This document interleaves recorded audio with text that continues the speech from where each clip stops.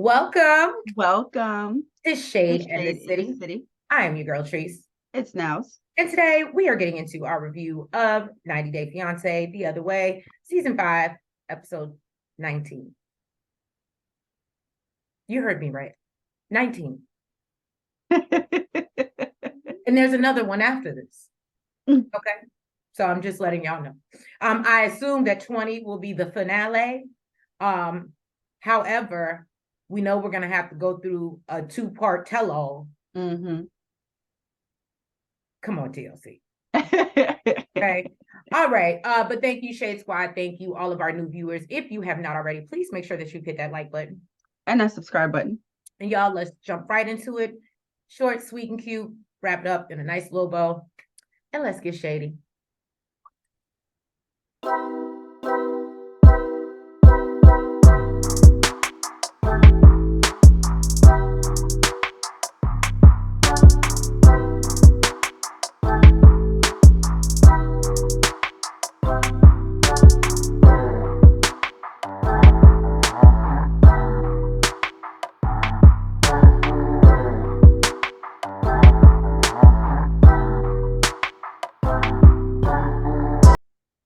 So we pick up with Kimberly and TJ. They are nice and happily married now. But TJ is just now moving his things upstairs with Kimberly. So I'm assuming he's been sleeping. Not even. It looked like he just moved some covers and some pillows. They said slowly but surely. He like very slow. Clearly. And it'd be different if you were like, even going across the street. You're just going up the stairs, bruh. But I think she's made more progress trying to fix up the place upstairs than he has moving his stuff up there. I think it's a bad sign when your husband newly married husband would rather be downstairs with his mom. Well, I think he still sleeps up there. I think he just hasn't moved. He ain't moving his stuff up there. I think he still sleeps up there. Then why your cousin's still down? He's a man. He's taking his slow ass time. He probably hoping Kimberly might do it for him. It's questionable. Why your covers and your pillows downstairs if you ain't sleeping downstairs? That's just mine. But I would thought she has. I don't listen. You know what it gave me? I'm just trying to shut you up, and you see something in my hand coming upstairs. Well, like Kimberly said, she never thought it would happen. So then he lets her know he's taking her downstairs where his mom and Yash are waiting. She says that they've been, very amicable since the wedding. And so they sit down with her to go over the household rules, which she wasn't really aware of because, of course, TJ never really told her when she asked. So I will give her that.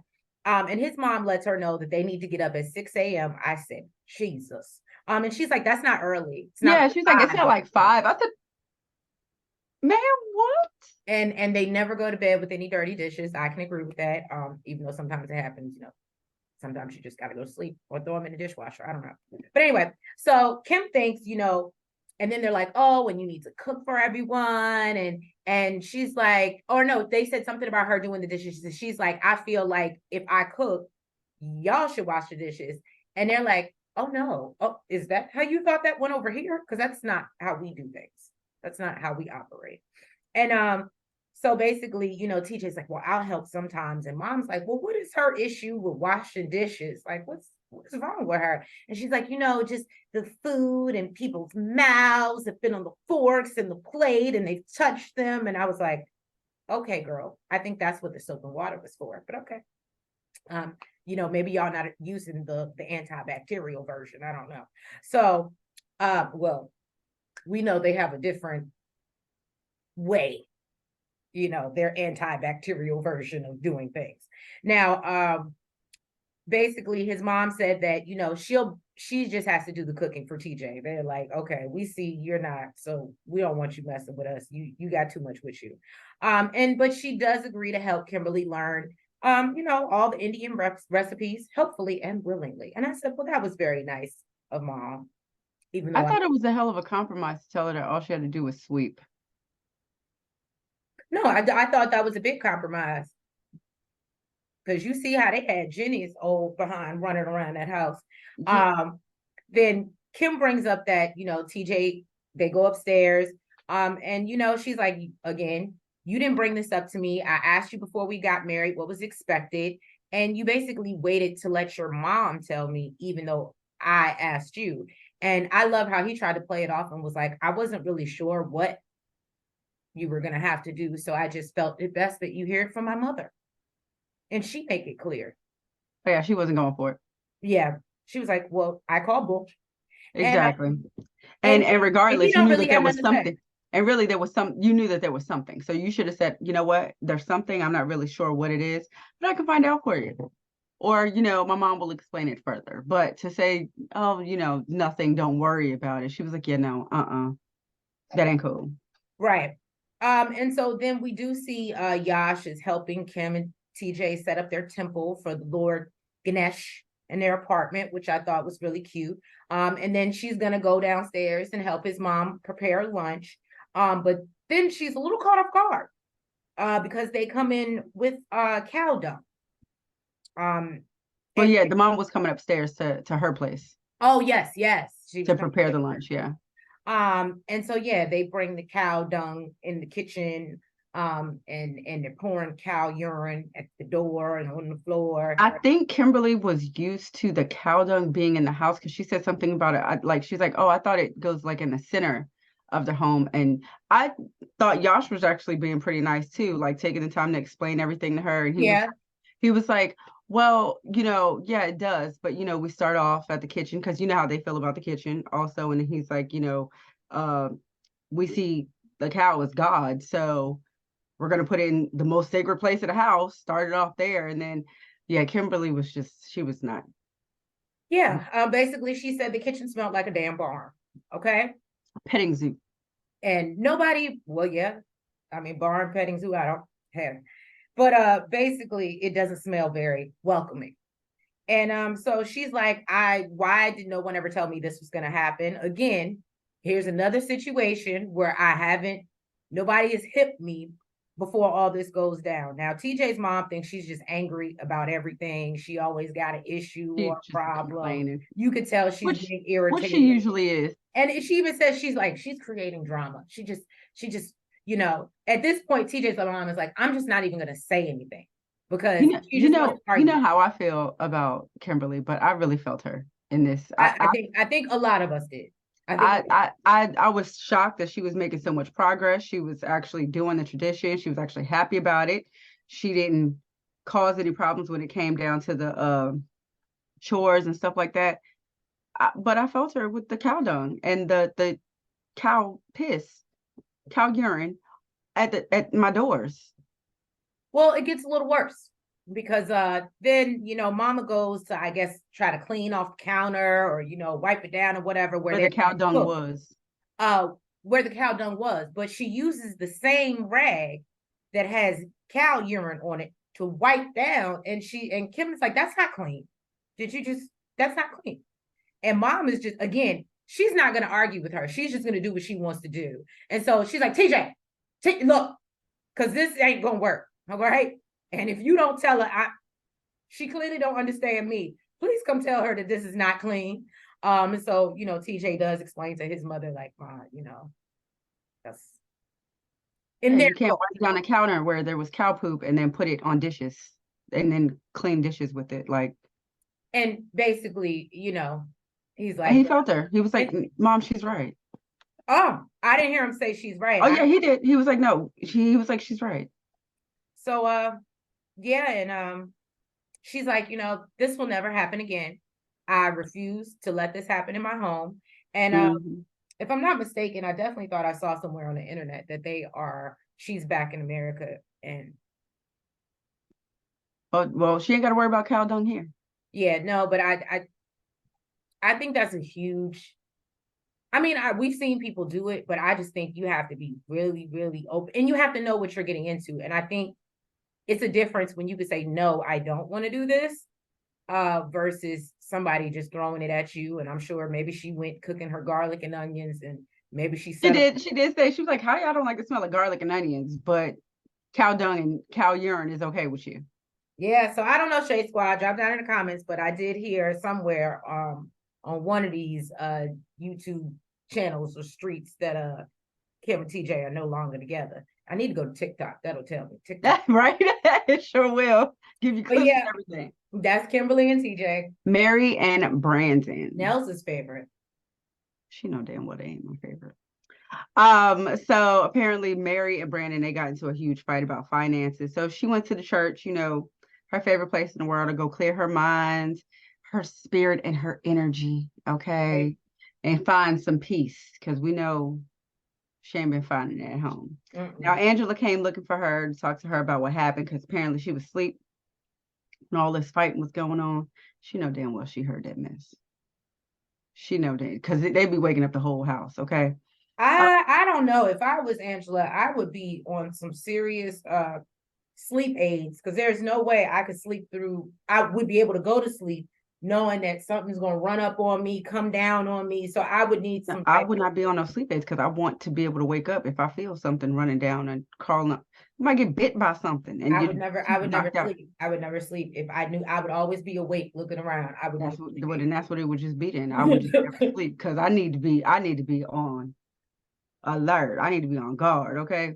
So Mary let her know that they had a fight about finances, and he's too focused on his video games to worry about real life. Girl, I know that video game life. I'm so happy. I know that chess life is irritating. Child, look. So make you want to break somebody's neck. Okay. So Angela said that she was talking to him about playing the video games so much because it's always been a problem for him. I'm really liking Angela, but I just want to know how she knows. You're such a. She wasn't always gone out of his He was life. a kid. He's an adult now. We're talking about how he's not handling real life because of video games. How do you know? Oh, you're so evil. But she says, as far as finances, that's the part. I'm sorry, that's the reason why, she really didn't want him to come there. Because his main focus was to get there to her and, felt like everything would be fine. He had no backup plan. He had no plan on how he was going to have an income. He was just living in some fantasy world that everything was just going to work out and be great when he got there. So Mary said she's 50-50 on marrying him right now. But I think we knew that. He told us that he didn't have money when he went over there. Mm-hmm. He did, which made no sense.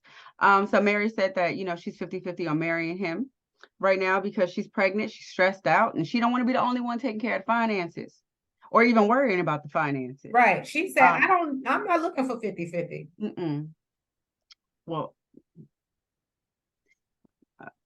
Angela told her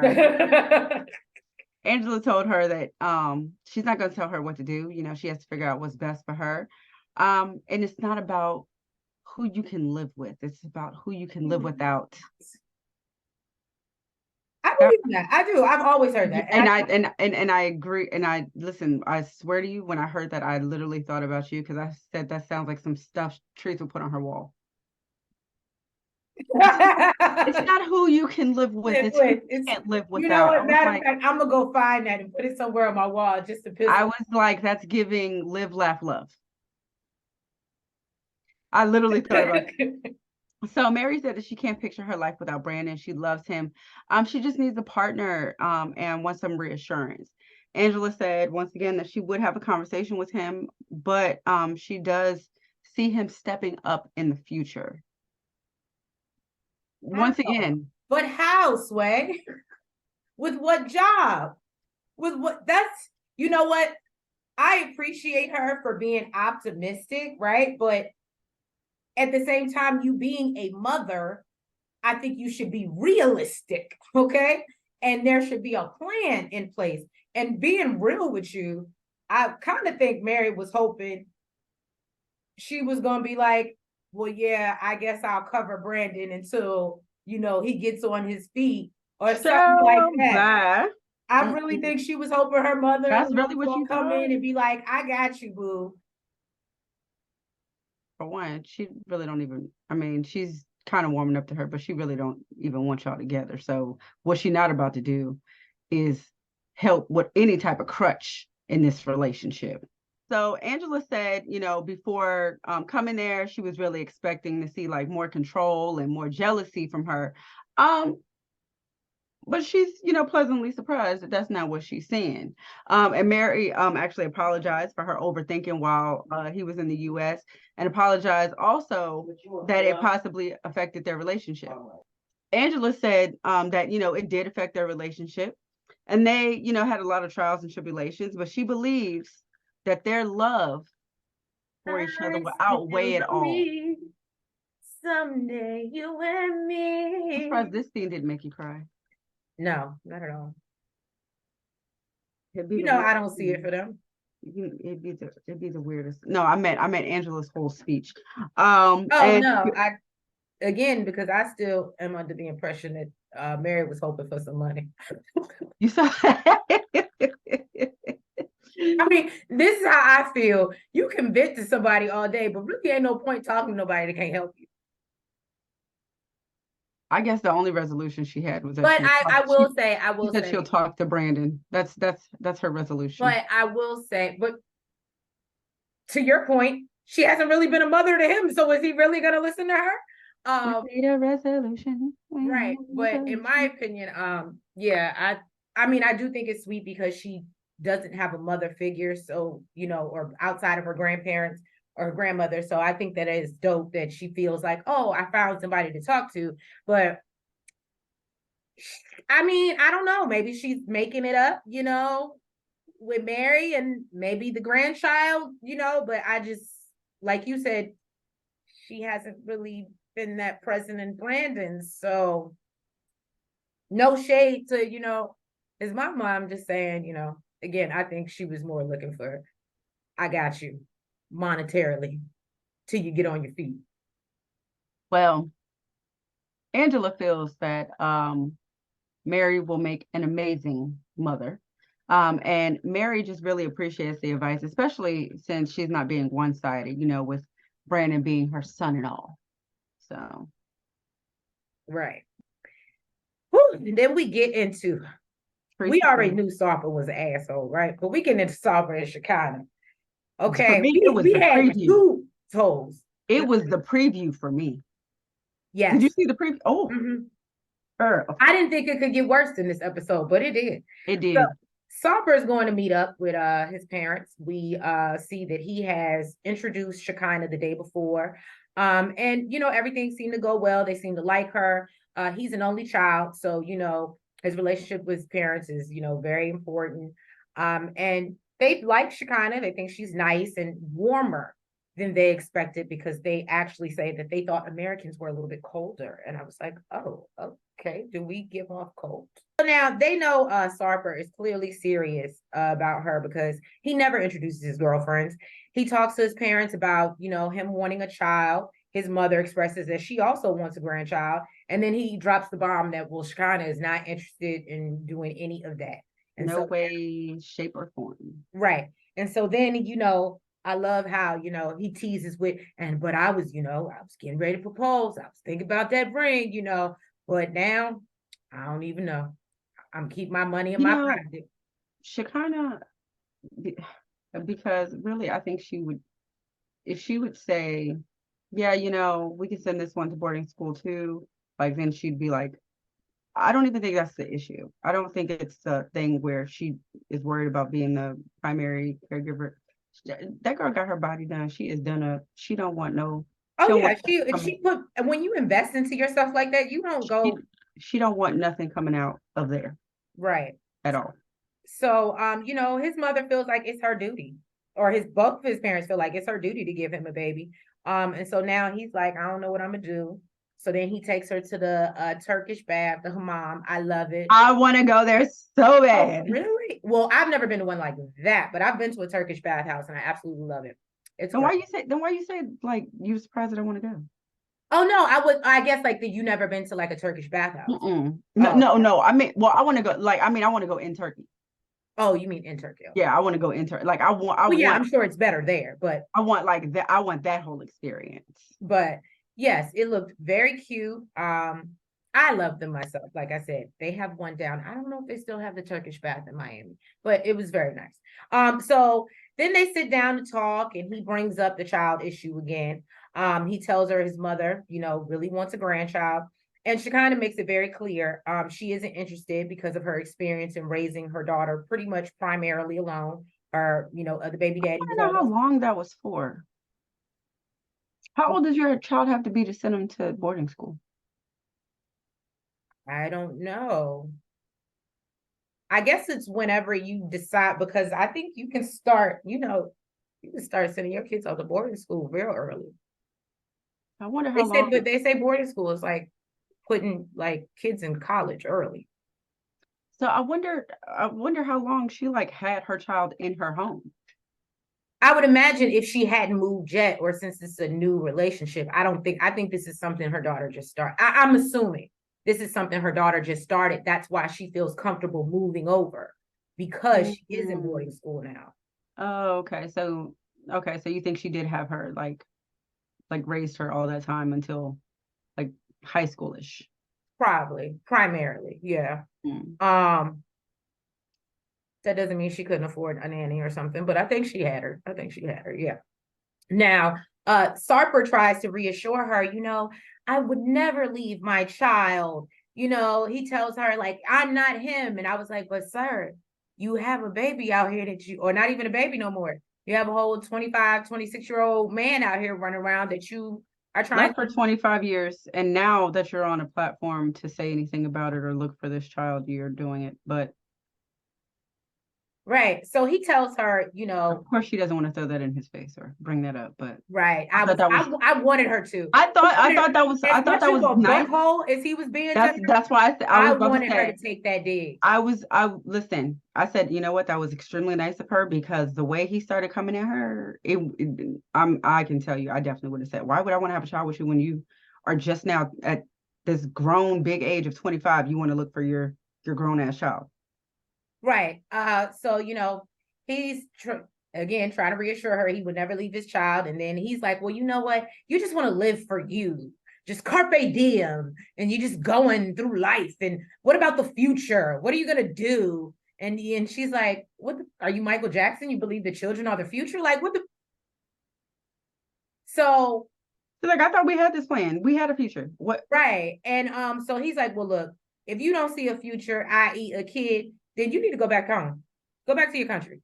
And she's like, you know what? I am unsubscribing from this conversation and do not talk to me when we get home. And as Nell said in the preview, there will be some talking going on, and it ain't gonna be nothing nice.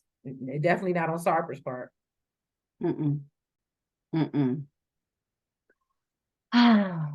Another one of Teresa's favorites, Yohan and Danielle. I'm not even gonna lie to you. I do not see it for Danielle, but I felt bad for her.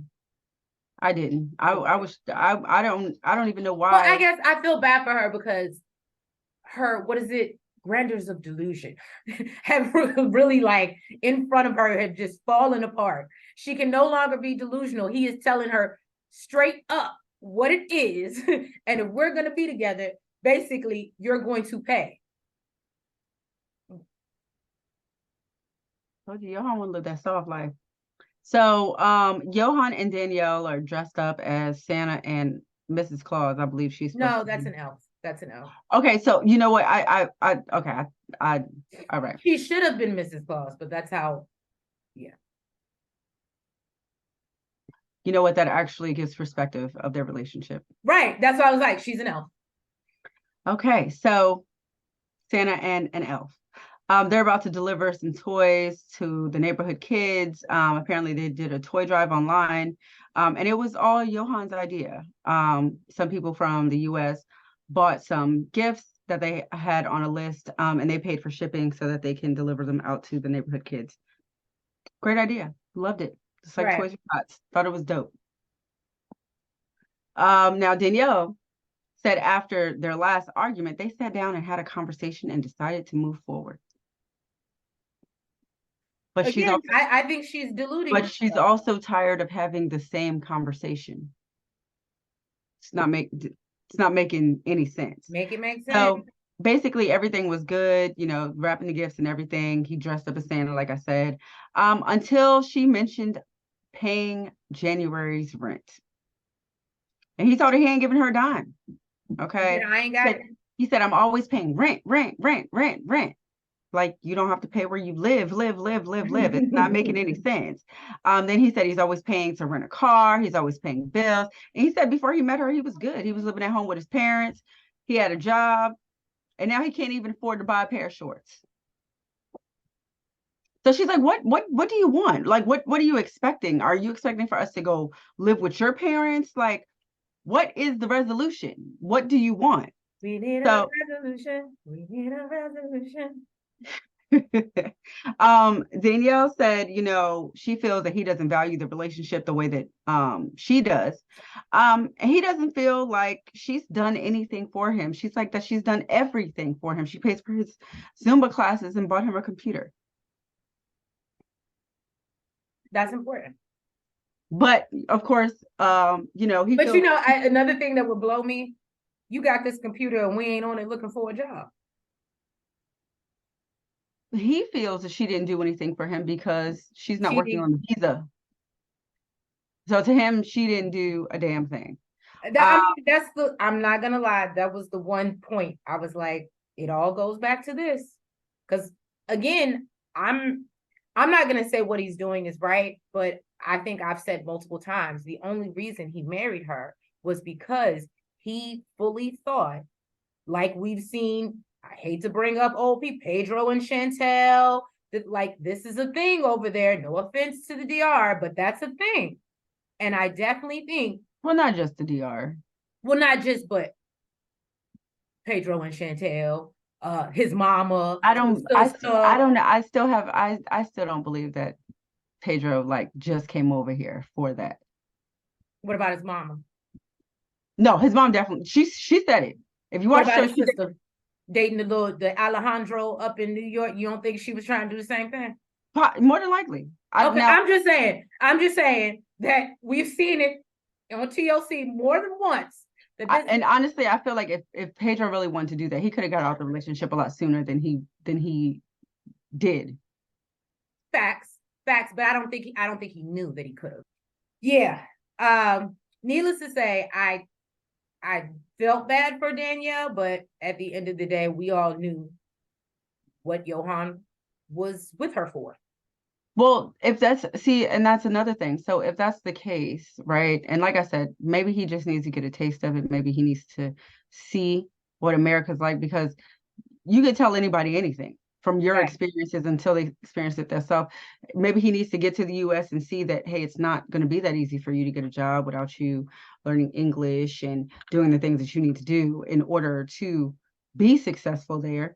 And if it doesn't work out, it doesn't make a difference. If y'all get divorced, he's going back to the US. So I don't know if she just is worried about being like his free ticket to the US or whatever, but she should know that even if she brings him over there or bring him over here, then if it doesn't work out, he'll be taking his ass back to the US. So I don't see anything wrong with like letting him see for himself what it's like. I'm a huge advocate for letting you fall on your own damn face. I'm not, you know what I mean? But it is what it is. Or it could be she could barely survive in the US by herself. So the last thing she wants is a man that she has to take care of, on top of the fact that she could barely take care of herself. Well, so that'll do it too. Right.